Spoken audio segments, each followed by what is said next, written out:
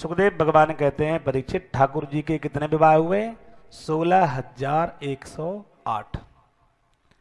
ये जितने भी विवाह ठाकुर जी ने किए हैं, ये संपूर्ण वेद की ऋचाएं हैं, जो हर एक रास्ते से, हर एक मार्ग से जो केवल और केवल मंजिल पहुंचती है ठाकुर जी के श्री चरणों में।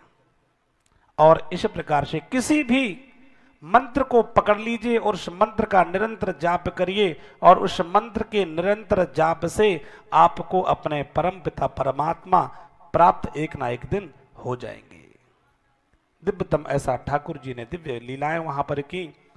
और सुखदेव जी महाराज परीक्षित जी को मंगलमयी कथा श्रवण कराते हुए कहते हैं कि एक दिन की बात है, ठाकुर श्री द्वारकाधीश के मन में यह भाव आया, यह विचार आया कि महाराज सारी पटरानियां कभी न कभी किसी न किसी बात को लेकर के नाराज होती हैं, दुखी होती हैं, उलाहना देती हैं, गुस्सा होती हैं, लेकिन रुक्मणी मैया आज तक ठाकुर जी से कभी उन्होंने गुस्सा हुई नहीं, कभी नाराज नहीं हुई।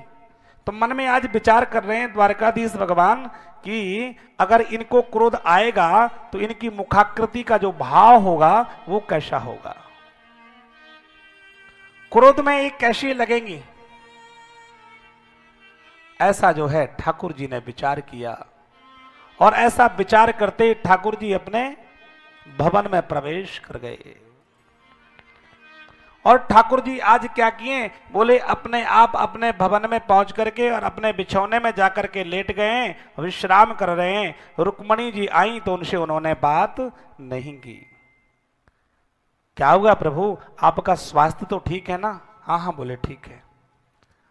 मन जो है, जो चेहरा है वो है उदास बनाए हुए हैं। और ठाकुर जी ने इस प्रकार का भाव बनाया तो रुक्मणी मैया ने कहा प्रभु इस दासी से कोई अपराध हो गया है क्या? आप कुछ बताते क्यों नहीं, कुछ बोलते क्यों नहीं, आज अनमने से क्यों लग रहे हैं? बार बार पूछा लेकिन ठाकुर जी ने कुछ बताया नहीं। ऐसे हाथ पकड़ करके बगल में बैठा लिया, बोले बैठो बात करना है। क्या हुआ प्रभु? बस ऐसे ही एक बात तुमसे पूछना था। हाँ हाँ प्रभु पूछिए। बोले सच सच बताओगी ना? बोले अवश्य बताएंगे। हमें पूछना चाह रहे थे कि तुमने हमसे विवाह क्यों किया? आज आपको समय मिला ये बात पूछने का? कितना बड़ा परिवार हो गया, पुत्र पौत्र हम लोगों के हो गए। अब आप पूछ रहे हैं कि आपने हमसे विवाह क्यों किया? बोले नहीं नहीं, ऐसे मन में भाव आया हमारे कि हम आपसे जरा पूछें तो।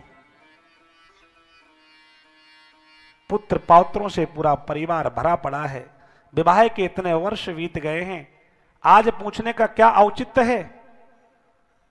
ठाकुर जी पूछे जा रहे हैं और तिरछी चितवन से रुक्मणी के मुख को देख रहे हैं।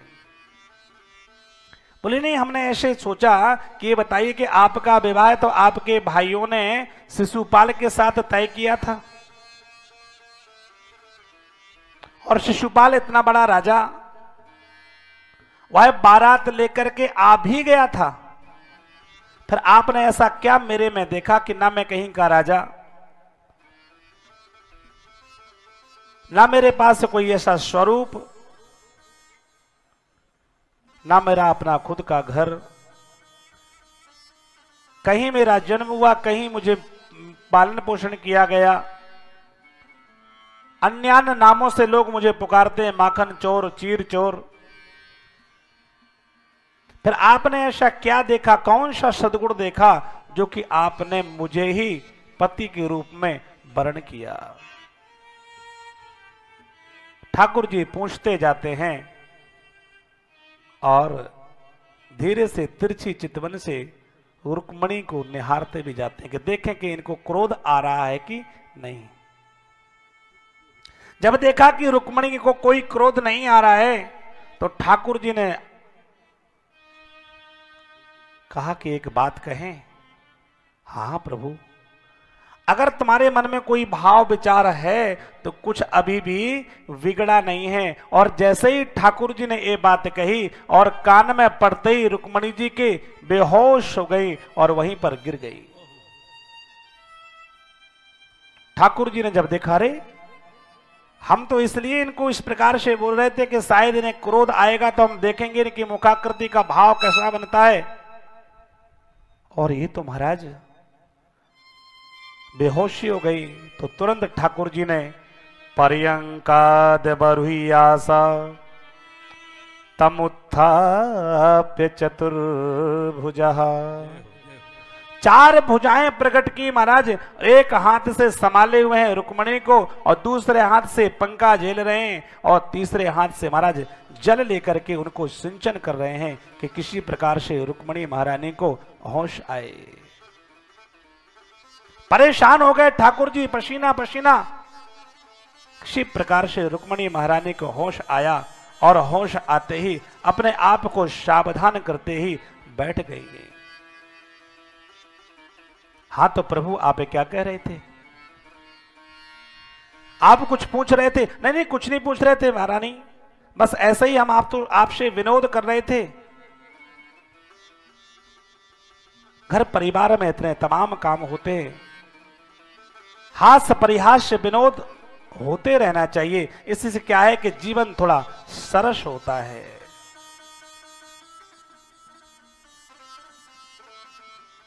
और दिव्य आज रुक्मणी महारानी बैठ गई अपने आप को सावधान करते हुए, और एक एक प्रश्न का उत्तर आज रुक्मणी महारानी दे रही हैं। आप क्या कह रहे थे कि आपका कोई घर नहीं है? आप ठीक कह रहे थे, क्योंकि आपका वास्तव में कोई घर नहीं है। आपको तो जो भी भगत भाव से आपके लिए जो भी प्रार्थना करके आपको जहां कहीं भी बुला लेता है, आप अपना बैकुंठ छोड़ करके भी उसके हृदय में प्रविष्ट हो जाते हैं। वास्तव में आपने सत्य कहा है कि आपका कोई घर निर्धारित नहीं है। कोई भी भगत प्रेम भक्ति भाव से आपको पुकारता है, आप पहुंच जाते हैं अपना बैकुंठ छोड़ करके भी। और आप क्या कह रहे थे कि आपके माता पिता का पता नहीं? आप ठीक कह रहे थे, क्योंकि आप निर्गुण हैं, अव्यक्त हैं, अगोचर हैं, निराकार हैं। और ब्रह्मा आपके नाभि कमल से प्रकट हुए हैं। आपका वास्तव में आप तो जगत पिता हैं, आपका कोई पिता नहीं है। आप तो दुनिया का पालन करने वाले हैं, दुनिया को चलाने वाले हैं, आपका कोई पिता नहीं है। और इस प्रकार से जब दिव्यतम वेदांत युक्त भाषा का जब उन्होंने उद्बोधन किया, आहा, द्वारकाधीश ने जब रुक्मणी मैया से इस प्रकार की वेदांतमयी वार्ता जब सुनी, देखते रह गए, मुख को निहारते रह गए। रे ये तो बहुत अच्छा हुआ जो मैंने आज इस प्रकार से आपके साथ विनोद किया, नहीं तो मुझे पता ही नहीं चलता कि इतना आपके अंदर ज्ञान भरा पड़ा है। रुक्मणी जी के साथ ठाकुर जी का प्रथम विवाह हुआ है, लेकिन बराबर उस दिन से लेकर के आज तक बराबर दासी की तरह सेवा करती है, कभी कोई शिकायत नहीं करती है। और वही जो तीसरा विवाह सत्यभामा के साथ हुआ है, सत्यभामा के साथ वो आए दिन किसी न किसी बात पर रूठ जाती हैं, क्रोध में हो जाती हैं, गुस्सा करती हैं। क्यों? क्योंकि अगर आपको संस्कारी पुत्र वधू चाहिए तो उसके लिए कुछ आपको त्याग भी करना पड़ेगा।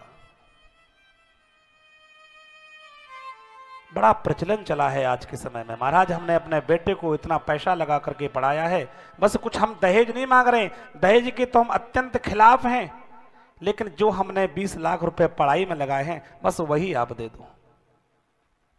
दहेज नहीं चाहिए, ना ना ना ना, दहेज तो मांग ले ही नहीं सकते, हम तो इसके खिलाफ हैं।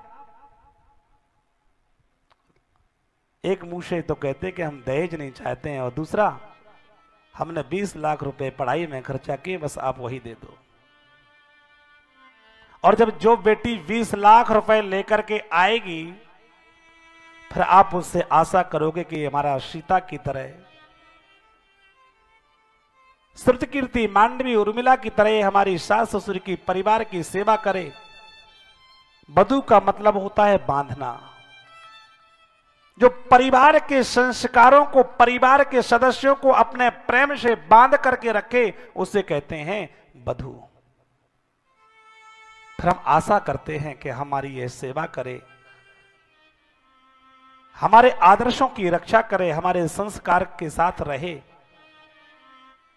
जब जब वो आपके घर की खुशियों को देखेगी, जो अपने माता पिता को कर्जे में डुबो करके आई है, तब तब उसके हृदय में एक ज्वाला, आग लगेगी, क्रोध आएगा कि ये हमारे माता पिता तो आज हमको खुशी रखने के लिए, खुश देखने के लिए उन्होंने कितना कर्जा लिया, जमीन बेची, घर मकान गिरवी रख दिया। इनकी प्रसन्नता के लिए परमात्मा से प्रार्थना करेगी और महाराज ऐसा कृत्य करेगी कि आप भी कभी सुख और खुशी से नहीं रह पाएंगे। जिसके माता पिता दुखी होंगे, भला वो किसी को सुखी देखेगी? कभी नहीं देखेगी। इसलिए अगर संस्कारवान पुत्र वधू चाहिए तो महाराज दहेज हमें, जब देखिए दुनिया का कोई माता पिता ऐसा नहीं है जो अपनी बेटी को कुछ दे ना, लेकिन जो श्रद्धा भाव भक्ति से दे, बस वही। आप बाध्य ना करें, हम बाध्य ना करें कि आप हमें दो। देगा, रोके मर के किसी भी प्रकार से देगा, लेकिन दुखी हृदय से देगा। किसी की आह लेकर के, किसी की हाय लेकर के हम सोचें कि हम प्रसन्न रह सकते हैं, कभी नहीं रह सकते। इसलिए प्रसन्नता पूर्वक हम अगर रहना चाहते हैं तो प्रयास करिए कि हमारे द्वारा लोग भी प्रसन्न रहें। हम किसी के दुख में योगदान न दें। हम किसी को अगर दुखी करेंगे, दुख देंगे, तो कुछ भी हो जाए हमें सुख मिल नहीं सकता है किसी भी कीमत में। इसलिए हमें ये जो दहेज आदि प्रथा है, कहने के लिए तो सब लोग कहते हैं कि महाराज ये बहुत गलत है, लेकिन इस गलत को गलत मान करके हम इसका विरोध करें, और विरोध ही ना करें, ये अपने आप से इसकी शुरुआत करें, तब जाकर के कहीं है दहेज रूपी कलंक हमारे देश से हट सकता है।